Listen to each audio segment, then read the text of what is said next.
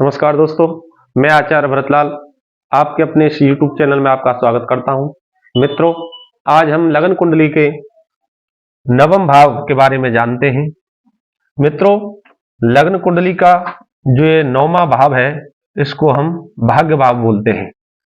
भाग्य संबंधित जितनी भी बातें हैं जातक के बारे में हम नवम भाव से पता लगा सकते हैं। भाग्य संबंधित जातक का अच्छा भाग्य है तो जातक को अच्छे फल की प्राप्ति होगी, अच्छे कुल परिवार में जन्म होगा, उच्च स्तर परिवार में जन्म होगा। तो ये भाग्य पर निर्भर रहता है मित्रों। तो लग्न कुंडली के नवम भाव में जो भाग्य भाव है, इससे हम जातक के भाग्य के बारे में जान पाते हैं। अगला है मित्रों दान। जातक कैसा दानी रहेगा, दान करने में उसकी रुचि है, भाव है या नहीं है, ये सब हम जातक के बारे में नवम भाव से पता लगाते हैं। मित्रों, अगला है तीर्थ। जातक कितना तीर्थ करने वाला रहेगा, कितना तीर्थों पर भ्रमण करने वाला रहेगा, कितना तीर्थ करने में रुचि करने वाला रहेगा, तीर्थों को जानने वाला रहेगा, तीर्थों को देखने वाला रहेगा, तीर्थ दर्शन करने योग्य उसके भाग्य में है या नहीं है, ये सब हम नवम भाव से पता लगाते हैं। मित्रों, तीर्थ यात्रा के बारे में हम नवम भाव से पता लगाते हैं जातक के बारे में। अगला है जप तप। जातक कितना भजन करने वाला रहेगा, जप करने वाला रहेगा, प्रभु का नाम स्मरण, जो भी अपने इष्ट को मानता होगा वह जातक किस तरह से अपने इष्ट का जप कर सकता है, कितना भजन कर सकता है, ये सब हम जातक के बारे में नवम भाव से ही पता लगाते हैं। तप करने वाला जातक कितना तपस्वी रह सकता है, कितनी बड़ी साधना कर सकता है, तप कर सकता है, साधु संत बन सकता है, ये सब हम जातक के बारे में नवम भाव से ही पता लगाते हैं। मित्रों, धर्मानुष्ठान। अगला है मित्रों धर्मानुष्ठान। जातक कितना धर्मधारी रहेगा, धर्म करने वाला रहेगा, धर्म में कितनी रुचि है भाव से। एक तो होता है धर्म, जैसे समाज के प्रति या समाज के एकत्र होने पर और समाज के दबाव से उसको दान देना पड़ता है या धर्म करना पड़े, तो वो एक समाज के आधार से हो गया। लेकिन स्वतः ही भाव से वह कितना धर्मधारी रहेगा, कितना दानी रहेगा, ये सब बातें हम जातक के नवम भाव से ही पता लगाते हैं। मित्रों, अगला है मानसिक वृत्ति। उसकी मानसिक सोच कैसी रहेगी, उसके विचार कैसे रहेंगे, ये सब बातें हम नवम भाव से ही पता लगाते हैं। देव इष्ट दर्शन। जातक को अपने इष्ट के दर्शन होंगे या नहीं, देव जिस देवता को वो मानता है उस देव का वो भजन करने वाला रहेगा, भजन जप तप करने से उसको अपने देव के दर्शन होंगे या नहीं, अपने इष्ट देव के दर्शन होंगे या नहीं, ये सब हम जातक के बारे में नवम भाव से ही पता लगाते हैं। परिवर्तन। जातक के जीवन में कितना परिवर्तन आ सकता है, कब परिवर्तन आ सकता है। जातक जो है पहले निम्न अवस्था में है यानी साधारण अवस्था में है और अचानक जातक में इतना परिवर्तन आ जाता है कि वो एकदम विद्वान और साधुशाही अवस्था में, उसके विचार साधुशाही और बड़े ही ज्ञानी ध्यानी बन जाता है। तो जातक के परिवर्तन के बारे में भी हम नवम भाव से ही पता लगा सकते हैं। आध्यात्मिक परिवर्तन के बारे में, जातक के आध्यात्मिक परिवर्तन के बारे में हम नवम भाव से ही पता लगा सकते हैं।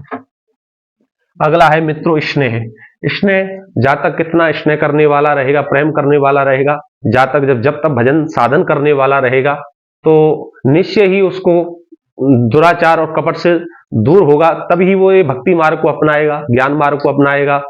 तो जातक जब इन मार्गों को अपनाएगा तो उसमें कितना बड़ा परिवर्तन और कितना ज्ञान और कितनी जो है समाज के प्रति उसके लिए, समाज के प्रति उसका कितना ही स्नेह हो सकता है, प्रेम हो सकता है, ये सब हम जातक के नवम भाव से ही पता लगा सकते हैं। अगला है मित्रों भाव और भाग्य प्रारब्ध।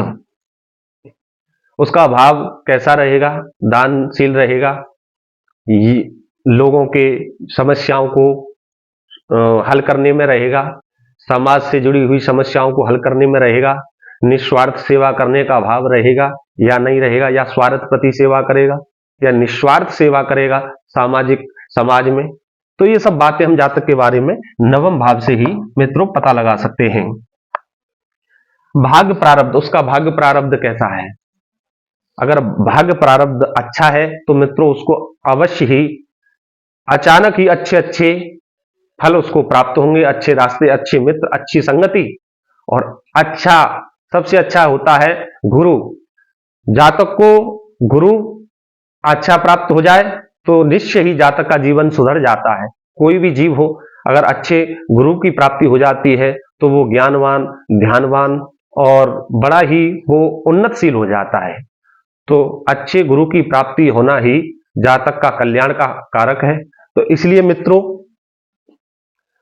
जातक के जो भाग्य प्रारब्ध है वो हम नवम भाव से ही पता लगा सकते हैं। भाग्य का उदय होना, अचानक जातक जो है अच्छी वस्तुओं को और अच्छे ज्ञान के प्रति अच्छे रास्ते पर चला जाता है।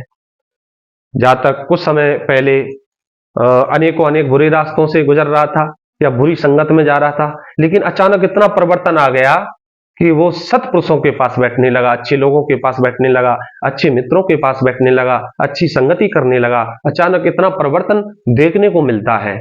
तो ये अचानक जो है अचानक परिवर्तन हम नवम भाव से ही जातक के बारे में जान सकते हैं। जब उसका भाग्य उदय होता है तो सत्संगति उसको प्राप्त होती है।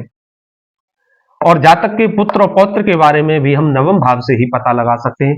जातक भाग्यशाली है, अच्छे उसने प्रारब्ध किया है, अच्छा प्रारब्ध किया है, तो अच्छा ही उसको भविष्य में फल प्राप्त होगा। कैसे? कि अच्छे संतान की प्राप्ति, अच्छे पुत्र पौत्र की प्राप्ति जातक को देखने को सहज प्राप्त हो जाती है। ये भी हम नवम भाव से ही पता लगाते हैं। मित्रों, आगे है लाभ हानि। जातक कितना जो है अपने जीवन में धर्म के प्रति, अध्यात्म के प्रति लाभ करेगा समाज के लिए, या लाभ नहीं कर पाएगा, ये सब बातें हम नवम भाव से ही पता लगा सकते हैं। आध्यात्मिक संबंधित जो बातें हैं मित्रों, वो हम नवम भाव से ही पता लगा सकते हैं। अपने माता पिता, गुरु के प्रति श्रद्धा, अपने समाज के प्रति श्रद्धा, अपने मित्रों के प्रति श्रद्धा, अच्छे मित्रों की सत्संगति, संगति और साधु संतों की, अच्छे महात्माओं की संगति, ये सब हम जातक के बारे में नवम भाव से ही पता लगा सकते हैं। मित्रों, इसी भाव से जो है छोटे भाई और छोटी बहन, जो छोटे भाई बहन होते हैं, उनके जो सगे संबंधी होते हैं, उनके बारे में भी हम नवम भाव से ही पता लगा सकते हैं। और जो अपनी पत्नी के जो भाई होते हैं, पत्नी का जो भाई होता है, जैसे कि शाला और साली, वो भी हम नवम भाव से ही पता लगा सकते हैं जातक के बारे में। और जो अपने जो पति के जो संबंधी होते हैं, जैसे कि देवर आदि जो हैं, वो भी हम नवम भाव से ही पता लगा सकते हैं। तो मित्रों, लग्न कुंडली के अंदर नवम भाव अहम बहुत विशेष होता है। अगर उसका नवम भाव अच्छा है तो उसको अच्छे ही रास्ते और अच्छे इंसानों की, यानी दोस्तों की सत्संगति उसे प्राप्त होगी और अच्छा ही उसका रास्ता बनेगा, अच्छा रास्ता खुलेगा, अच्छे लोगों से जुड़ेगा। ये सब बातें हम नवम भाव से ही पता लगा सकते हैं। और मित्रों, कोई जानने योग्य बातें हों तो आप हमारे लिए कमेंट कर सकते हैं, हम उसका जवाब आपके लिए देंगे। नवम भाव के जो स्वामी हैं, कारक ग्रह हैं, नवम भाव के जो कारक ग्रह हैं मित्रों, वो गुरु हैं। गुरु एवं सूर्य भी माने गए हैं। तो लग्न कुंडली के अंदर अगर गुरु की स्थिति अच्छी है, गुरु का स्थान अच्छा है, गुरु नवम भाव पर योग कारक ग्रह बन रहे हैं और नवम भाव पर जो है अपनी पूर्ण दृष्टि डाल रहे हैं, तो जातक सहज ही अच्छे ही फल प्राप्त करेगा। आज के लिए इतना ही मित्रों। अगली वीडियो में फिर हम आपके लिए दसम भाव के बारे में बतलाएंगे। राधे राधे।